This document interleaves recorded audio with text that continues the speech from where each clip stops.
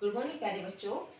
8वीं क्लास की Hindi medium science के थर्ड लेसन में आपका स्वागत है, जिसका नाम है संश्लेषित रेशे एवं प्लास्टिक।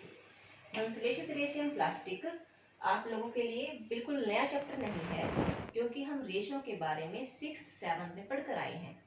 6th क्लास में हमने पढ़ा था प्राकृतिक तंतु के अंडर जो आते हैं पादप रेशे।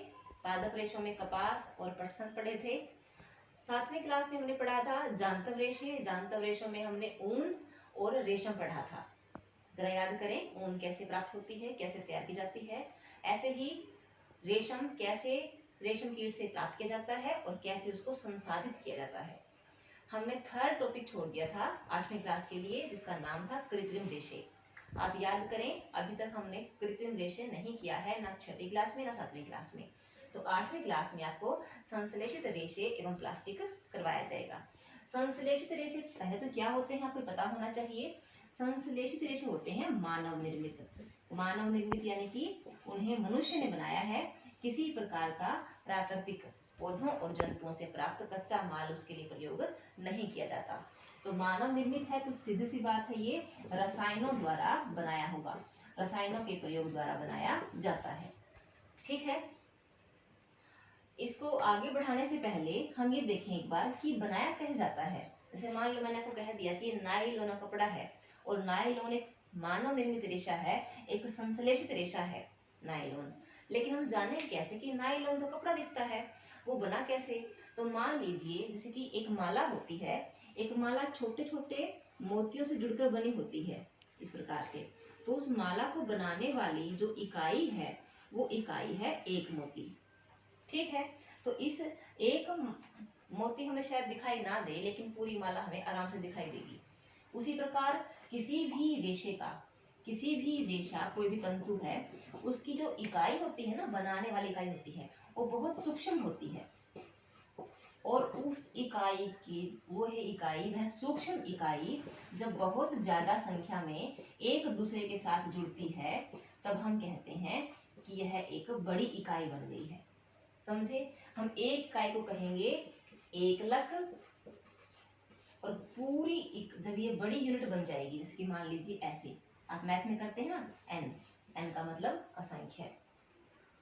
ठीक है ना, तो ये क्या बन जाएगी, एक बड़ी राशि बन जाएगी, बड़ी इकाई बन जाएगी। इसको हम लोग बहुलक का नाम देंगे। क्या बन गया ये, बहुलक। बहु मतलब बहुत सारे, ठीक है ना, लक मतलब यूनिट।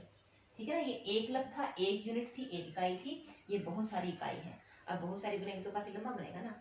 ठीक है, तो इस प्रकार से हमें एक रेशा प्राप्त होता है इनके जुड़ने से। फिर रेशों से आप जानते ही हैं, रेशों को धागे की उसकी तरह बुना जाता है, जैसे कि हम दरी बनाते हैं, आपने देखा होगा।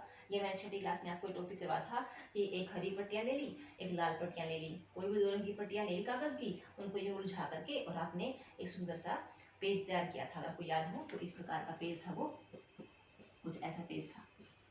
ठीक है, तो आपने ये तैयार किया होगा। तो इसी प्रकार से कोई भी रेशा तैयार किया जाता है। ठीक है, हम आगे देखते हैं। हमने देखा कि एक लक क्या होता है, बहुलक क्या होता है। तो एक लक इकाइयों के बहुत ज्यादा संख्या में जुड़ने से एक बहुलक रेशा बनता है, और उस रेशे से फिर हम कोई भी वस्त्र बनाते हैं। ठीक है, तो ये था कि किस प्रकार से रेशा प्राप्त किया जाता है। उसके बाद हम बात करते हैं कृत्रिम रेशे कौन कौन से होते हैं, यानी कि संश्लेषित रेशे कौन कौन से होते हैं। तो सबसे पहले नाम आता है रेयोन का। रेयोन का जिक्र करने से पहले मैं आपको बता दूं कि आप 6ठी 7वीं क्लास की ऐसे पढ़कर आए हैं रेशम के बारे में। रेशम का आविष्कार बहुत सालों पहले चीन में हुआ था। हमने 7वीं क्लास में ऐसे पढ़ा था ये। लेकिन वो इतना महंगा था और इतना ज्यादा लोकप्रिय था कि चीन ने उसको गोपनीय रखा, दूसरे देशों को नहीं एक्सपोज किया। वह उनको बेचता रहा, लेकिन बनाया कैसे जाता है, बनाने का तरीका उसने गुप्त रखा। यहाँ तक कि जिन रास्तों से सिल्क जाता था, रेशम जाता था, उन रास्तों को भी गुप्त रखा। आज उन रास्तों को सिल्क रूट के नाम से जाना जाता है। ठीक है, तो सिल्क जो था चीन की तरफ बनाया गया था, उसमें चमक लचक जो थी, उसमें उसके जो गुण थे वो गुण बिल्कुल अलग थे। उसके गुणों के कारण पूरा विश्व आकर्षित हुआ और वैज्ञानिकों ने अंततः 19वीं शताब्दी के अंत तक आते आते 19वीं साल समझ रहे हैं ना आप लोग, जैसे कि मान लो 1880 जैसे कि मान लीजिए 80 से 1890 1900 पे आकर खत्म हो गए शताब्दी ये, यानी कि 1900 के दशक में आकर के रेयॉन का आविष्कार कर लिया, जो कि देखने में और गुणों में बिल्कुल रेशम की तरह है, देखने में बिल्कुल रेशम की तरह है, और यही कारण है इसको कृत्रिम रेशम के नाम से भी जाना जाता है, कृत्रिम रेशम के नाम से जाना जाता है।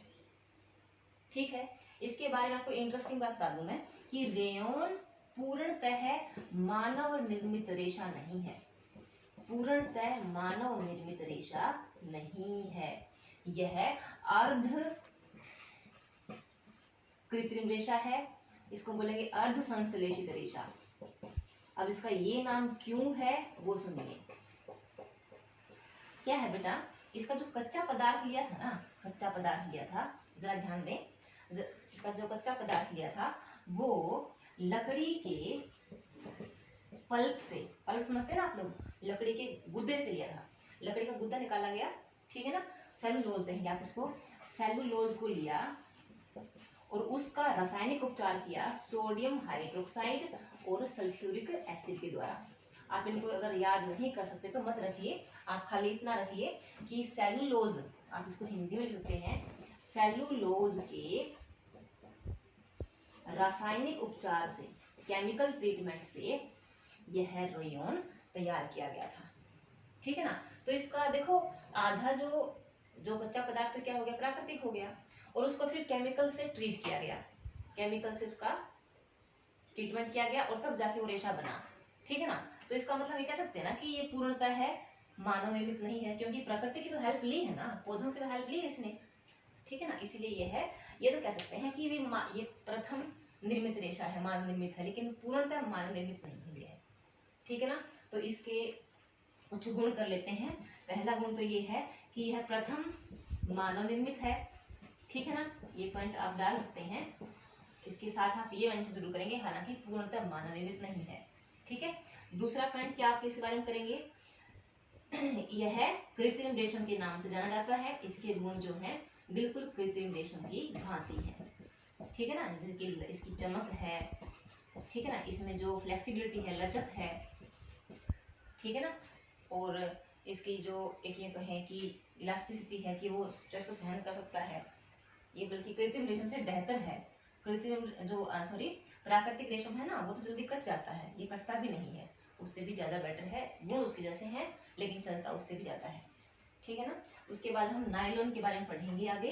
तो आप लोगों का जो होमवर्क है, आप लोगों ने तैयार करना है, टाइटल पेज तैयार करना है इसका, प्राकृतिक संश्लेषित प्लास्टिक का टाइटल पेज तैयार करें और लेसन को पढ़ें और देखें कि एकलक क्या होता है, बहुलक क्या होता है, मानव निर्मित रेशे क्या होते हैं। ठीक है ना, और रेयॉन के बारे में सारा ही पढ़ना है। ठीक है, रेयॉन क्या है, कब बनाया गया था, इसको कृत्रिम रेशम क्यों कहते हैं, ठीक है, ये इसे अर्ध संश्लेषित रेशा क्यों कहते हैं। ठीक है, आज के लेक्चर में इतना ही, आगे फिर मिलेंगे, थैंक यू।